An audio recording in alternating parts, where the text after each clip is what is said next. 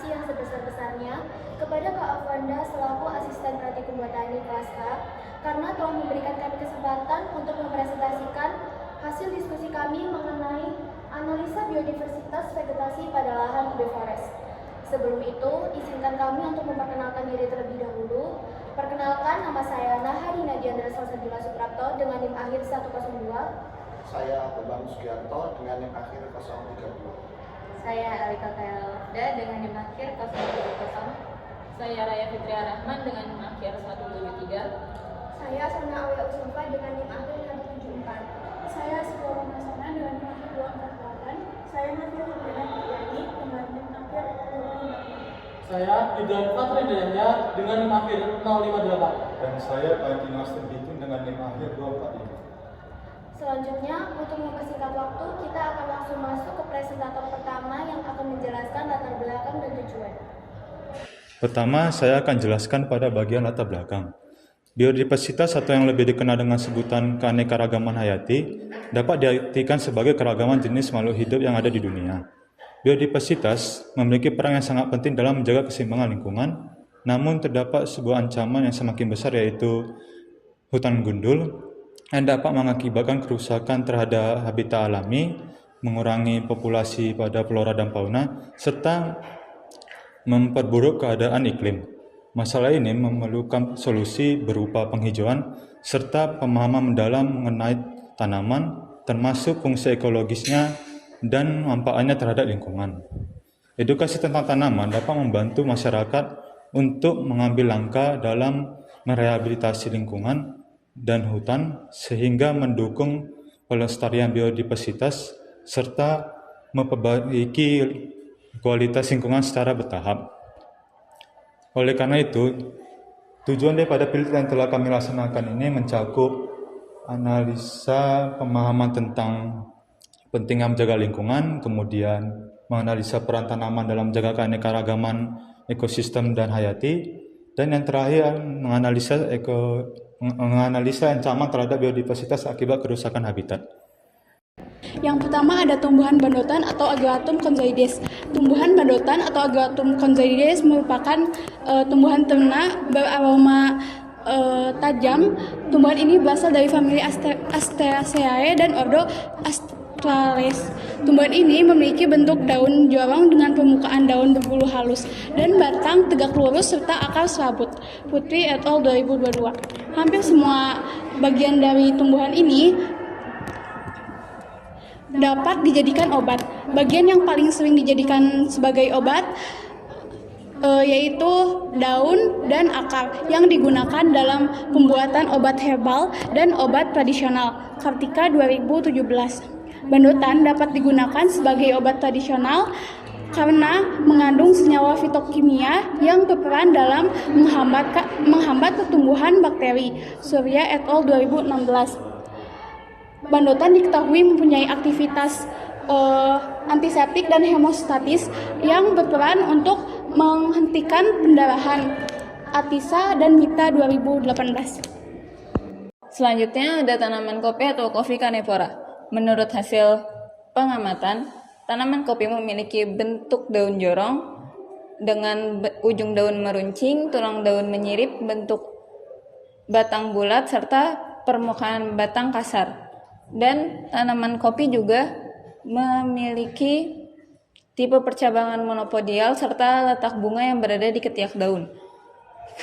Jumlah bunga majemuk serta jenis buah yaitu buah sejati ganda dengan kerapatan tajuk sedang dan tipe tajuk membulat dengan tinggi 3,2 meter.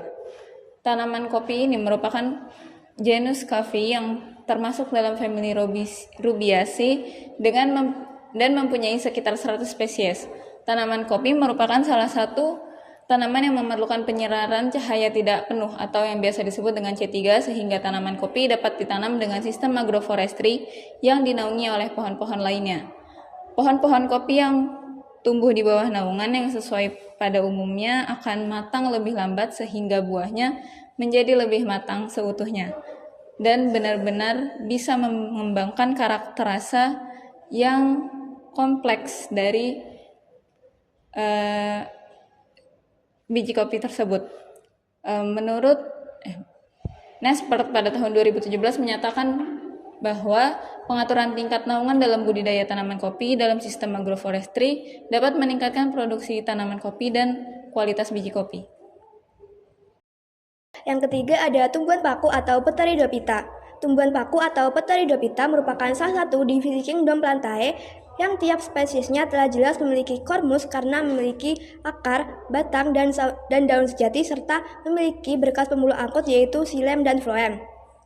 Tumbuhan paku memiliki daun tidak lengkap dengan bentuk daunnya lanset dan ujung daunnya runcing. Pangkal daunnya tumpul, tulang daun menyirip, dan tepi daunnya bergerigi.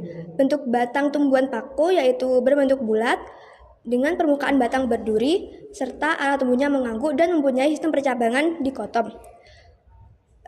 Tumbuhan paku tidak terdapat atau tidak menghasilkan biji, buah, maupun bunga, melainkan tumbuhan paku berkembang biak dengan spora. Spora ini terletak di bagian bawah daun atau biasa disebut sorus. Tumbuhan paku banyak ditemukan di tempat yang lembab seperti hutan hujan tropis. Secara tidak langsung tumbuhan paku memiliki manfaat pada pemeliharaan ekosistem hutan antara lain penyedia habitat bagi organisme dan pelapukan sisa-sisa hutan.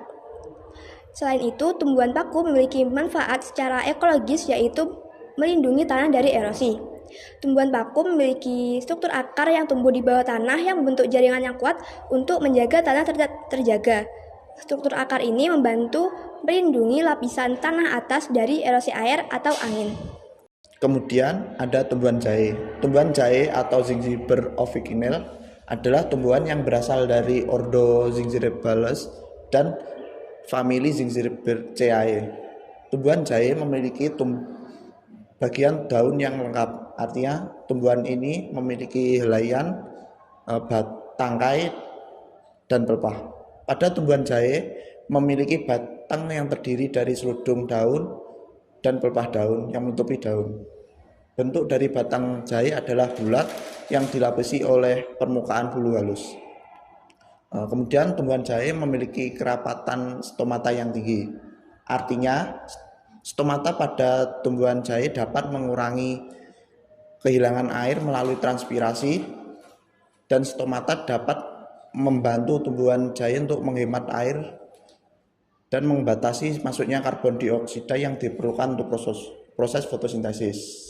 Hal ini memungkinkan jahe dapat hidup dan tumbuh dengan intensitas naungan sampai 50%. Selain itu, bentuk batang dan daun pada tumbuhan jahe dapat memudahkan dalam beradaptasi dengan lingkungan. Selanjutnya adalah tanaman jahe memiliki bagian yang unik, yaitu berupa rimpang. Rimpang ini pada awalnya adalah sebuah batang yang berubah bentuk untuk menyimpan cadangan makanan, atau bisa kita sebut dengan rizoma. Nah, rizoma ini layaknya gudang bagi tanaman.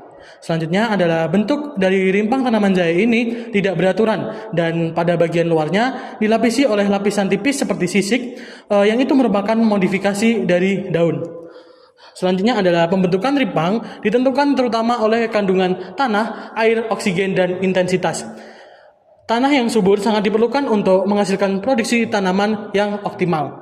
Cahaya, meskipun tidak langsung mempengaruhi pembentukan rimpang, namun berperan penting dalam proses fotosintesis pada bagian daun jahe yang akan menghasilkan energi untuk pertumbuhan tanaman secara keseluruhan. Selanjutnya adalah tumbuhan talas. Tumbuhan talas atau Colocasia esculenta merupakan jenis umbi-umbian yang memiliki banyak senyawa yang bermanfaat, sedikit lemak, dan juga banyak mengandung vitamin A. Bentuk daunnya adalah daun perisai dan memiliki lebar daun 20-50 cm. Pangkal daunnya beralur dengan permukaan daun berlilin yang berfungsi untuk melindungi dirinya. Memiliki daun majemuk dan berwarna hijau tua. Dan memiliki akar serabut dan juga modifikasi akarnya serabut. Tanaman ini termasuk ke dalam tanaman monokotil. Tumbuhan monokotil ini memiliki kemampuan tinggi untuk mempertahankan kepadatan stomata di bawah kondisi naungan. Dari field trip botani kali ini dapat ditarik kesimpulan bahwa keberagaman biodiversitas di UB Forest bisa dikatakan sangat tinggi. Hal tersebut dapat dilihat dari beragamnya jenis vegetasi yang dapat ditemukan. Beberapa vegetasi mudah ditemukan karena populasinya termasuk mendominasi di area pengamatan. Vegetasi jahe, paku-pakuan, bandotan, dan pinus merupakan spesies yang mendominasi di area pengamatan. Hal tersebut terjadi karena kondisi lingkungan seperti cuaca tropis, tanah yang subur, dan ketinggian yang cukup tinggi mempengaruhi jenis dan distribusi tanaman yang ada sehingga mendukung pertumbuhan vegetasi yang cocok dengan lingkungan tersebut. Kemudian, acknowledge dari kegiatan Fitri Botani kali ini adalah pada kegiatan Fitri Botani dapat memberikan pengalaman langsung kepada mahasiswa dalam mempelajari keanekaragaman tumbuhan dan ekosistem alam melalui pengamatan lapak. Selain itu, dalam pembuatan poster, mahasiswa juga mendapatkan ilmu baru yaitu mempelajari morfologi dari tumbuhan-tumbuhan tersebut. Sekian presentasi yang dapat kami sampaikan. Kurang lebihnya kami mohon maaf.